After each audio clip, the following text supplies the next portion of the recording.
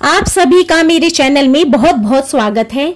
जैसा कि आप जानते हैं कि आमल की एकादशी है, तो इस आमल की एकादशी का व्रत कथा सुनने मात्र से 1000 गोदान के बराबर फल मिलता है। 100 कुलों का इससे उद्धार होता है। तो आप भी वीडियो को पूरा अंत तक सुनिएगा, जिसमें व्रत की पूजन विधि और व्रत कथा सभी कुछ है, ताकि आपको भी व्रत का पूरा फल मिल सके और श्री हरि की कृपा आपके और आपके पूरे परिवार पर बनी रहे। और आगे भी ऐसी ही वीडियोस देखने के लिए मेरे चैनल को लाइक, शेयर और सब्सक्राइब जरूर कर दीजिएगा। जैसा कि आप जानते हैं, हिंदू धर्म में एकादशी तिथि को भगवान विष्णु और मां लक्ष्मी की कृपा पाने के लिए सबसे शुभ माना जाता है। जीवन में सुख शांति की प्राप्ति के लिए एकादशी का व्रत किया जाता है। वहीं फागुन माह के शुक्ल पक्ष की एकादशी तिथि पर आंवला एकादशी का व्रत रखा जाता है, जिसे आमल की एकादशी के नाम से जाना जाता है। आंवला एकादशी को काशी में रंग भरी एकादशी के नाम से जाना जाता है। जैसा कि नाम से ही स्पष्ट है, आंवले के पेड़ की पूजा अर्चना की जाती है इस दिन। धार्मिक मान्यताओं के अनुसार आमल की एकादशी व्रत करने से सभी पापों का नाश होता है और श्री हरि विष्णु की कृपा प्राप्त होती है। इस बार आमल की एकादशी की डेट को लेकर के कंफ्यूजन है, तो अब हम जानेंगे कि यह व्रत कब है। पंचांग के अनुसार फागुन माह के कृष्ण पक्ष की एकादशी तिथि 9 मार्च को सुबह 7:45 पर शुरू होगी। वहीं इस तिथि का समापन 10 मार्च को सुबह 7:44 पर होगा। ऐसे में आंवला एकादशी का व्रत 10 मार्च को ही रखा जाएगा, क्योंकि जो उदया तिथि है वह 10 मार्च ही है। पंचांग के अनुसार आमल की एकादशी व्रत का पारण 11 मार्च को सुबह 6:35 से 8:13 तक है। इस दौरान आप आंवला एकादशी व्रत का पारण कर सकते हैं। एकादशी व्रत का पारण करने के बाद मंदिर या गरीबों में दान करना चाहिए। ऐसा करने से व्रत का पूरा फल मिलता है।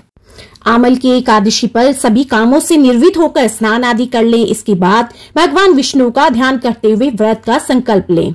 भगवान विष्णु की विधिवत पूजा करें। इसके लिए भगवान विष्णु को पीले फूल माला, पीला चंदन भोग लगाने के साथ तुलसी दल अवश्य चढ़ाएं। इसके साथ ही घी का दीपक जलाएं, धूप लगाएं। एकादशी की व्रत कथा अवश्य करें और फिर आरती करें। आमल की एकादशी के लिए आंवले के पेड़ की पूजा करना बहुत ज्यादा शुभ माना जाता है। वह बहुत जरूरी है। इस दिन आंवले के पेड़ के नीचे ठीक ढंग से साफ सफाई करें। इसके बाद चाहे तो मिट्टी, गेरू या फिर गोबर से भी आसपास लीप ले। इसके बाद पेड़ की जड़ में एक वेदी बनाएं। उसमें एक पानी से भरा हुआ कलश रखें। कलश के कंठ में श्रीखंड चंदन का लेप लगाएं। कलश में सभी देवी देवताओं, तीर्थों और सागर को समर्पित करें। इसके बाद कलश में सुगंधी और पंचरत्न रखें। इसके बाद इसमें मिट्टी का ढक्कन रख दें। उसके ऊपर एक दीपक जगा करके रख दें। इसके बाद कलश को वस्त्र पहना दें। इसके साथ ही इसकी विधिवत पूजा करें। द्वादशी के दिन ब्राह्मणों को विधिवत भोजन कराने के बाद दक्षिणा, वस्त्र आदि देने के बाद कलश भी दे दें और अपने व्रत का पारण करें। अब हम करेंगे आंवला एकादशी व्रत कथा। तो बोलो विष्णु भगवान की जय, मां लक्ष्मी की जय। इस व्रत कथा को करने से 1000 गोदानों के बराबर फल मिलता है। माधानता बोले कि हे वशिष्ठ जी, यदि आप मुझ पर कृपा करें तो ऐसे व्रत की कथा सुनाइए जिससे मेरा कल्याण हो।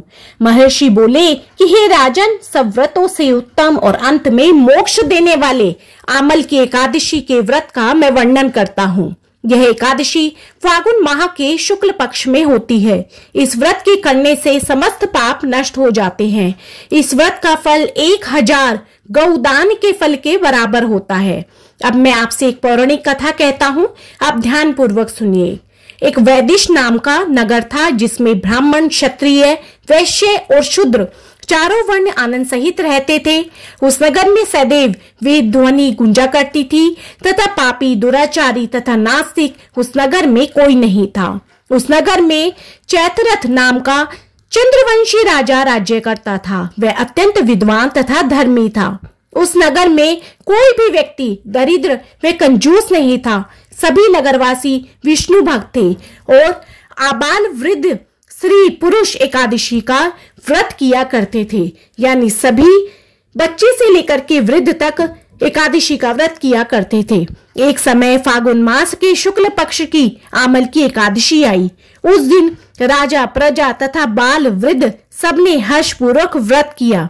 राजा अपनी प्रजा के साथ मंदिर में जाकर पूर्ण कुंभ स्थापित करके धूप दीप नैवेद्य पंचरत्न आदि से आंवले का पूजन करने लगा और इस प्रकार स्तुति करने लगा।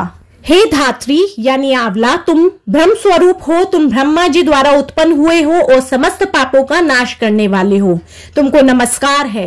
अब तुम मेरा अर्घ स्वीकार करो। तुम श्री रामचंद्र जी द्वारा सम्मानित हो। मैं आपकी प्रार्थना करता हूँ, अतः आप मेरे समस्त पापों का नाश करो। उस मंदिर में सबने रात्रि को जागरण किया। रात के समय वहां एक बहेली आया जो अत्यंत पापी और दुराचारी था। वह अपने कुटुंब का पालन जीव हत्या करके किया करता था। भूख और प्यास से अत्यंत व्याकुल वह बहेलिया इस जागरण को देखने के लिए मंदिर के एक कोने में बैठ गया और विष्णु भगवान तथा एकादशी महात्म्य की कथा सुनने लगा। इस प्रकार अन्य मनुष्यों की भांति उसने भी सारी रात जाग कर ही बिता दी। प्रातः काल होते ही सब लोग अपने घर चले गए और बहेलिया भी अपने घर चला गया। घर जाकर उसने भोजन किया। कुछ समय बीतने के पश्चात उस बहेलिये की मृत्यु हो गई, मगर उस आमल की एकादशी के व्रत तथा जागरण से उसने राजा विदुर के घर जन्म लिया और उसका नाम वसुरथ रखा गया। युवा होने पर वह चतुरंगनी सेना के सहित तथा धन धान्य से युक्त होकर 10,000 ग्रामों का पालन करने लगा। वह तेज में सूर्य के समान, कांति में चंद्रमा के समान, वीरता में भगवान विष्णु के समान और क्षमा में पृथ्वी के समान था। वह अत्यंत धार्मिक, सत्यवादी, कर्मवीर और विष्णु भक्त था। वह प्रजा का सम्मान भाव से पालन करता था। दान देना उसका नित्य कर्तव्य था। एक दिन राजा शिकार खेलने के लिए गया। दैव योग से वह मार्ग भूल गया और दिशा ज्ञान न रहने के कारण उसी वन में एक वृक्ष के नीचे सो गया।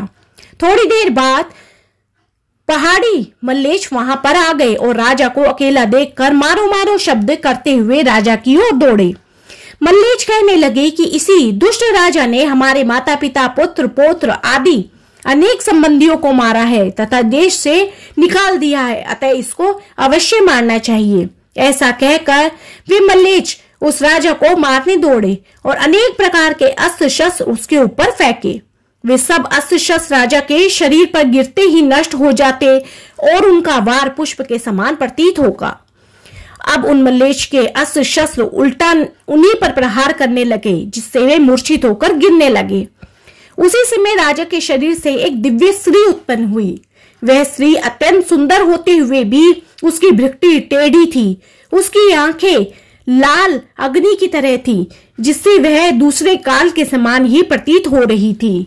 अब वह स्त्री मलेच्छों को मारने के लिए दौड़ी और थोड़ी ही देर में उसने सब मलेच्छों को काल के गाल में पहुंचा दिया, यानी मार डाला। जब राजा सोकर उठा तो उसने मलेच्छों को मरा हुआ देखा और बोलने लगा कि इन शत्रुओं को किसने मारा? इस वन में मेरा कौन हितैषी रहता है? वह ऐसा विचार कर ही रहा था कि आकाशवाणी हुई कि हे राजा, इस संसार में विष्णु भगवान के अतिरिक्त कौन तेरी सहायता कर सकता है? इस आकाशवाणी को सुनकर राजा अपने राज्य में आ गया और सुखपूर्वक राज्य करने लगा। महर्षि वशिष्ठ बोलने लगे कि हे राजन, यह आमल की एकादशी के व्रत का प्रभाव है। जो मनुष्य इस आमल की एकादशी का व्रत रखते हैं वे प्रत्येक कार्य में सफल होते हैं और अंत में विष्णु लोक में जाते हैं। विष्णु भगवान उनकी हर तरीके से रक्षा करते हैं। पुष्य नक्षत्र के दिन आने वाली यह एकादशी बहुत ही पुण्यदायिनी तथा इसका व्रत करने वालों के जन्म जन्मांतर के सभी पाप नष्ट हो जाते हैं। यहाँ तक कि उसके 100 कुलों को भी इसका पुण्य मिलता है। भगवान विष्णु ने कहा है, जो प्राणी स्वर्ग और मोक्ष प्राप्ति की कामना रखते हैं उनके लिए फागुन शुक्ल पक्ष में जो पुष्य नक्षत्र में एकादशी आती है उस एकादशी का व्रत अत्यंत श्रेष्ठ है। तो बोलिए ओम नमो भगवते वासुदेवाय नमः। कमेंट में भी ओम नमो भगवते वासुदेवाय नमः अवश्य लिखिए। विष्णु भगवान और माँ लक्ष्मी आप सभी पर भी अपनी कृपा बनाए। बोलो विष्णु भगवान की जय।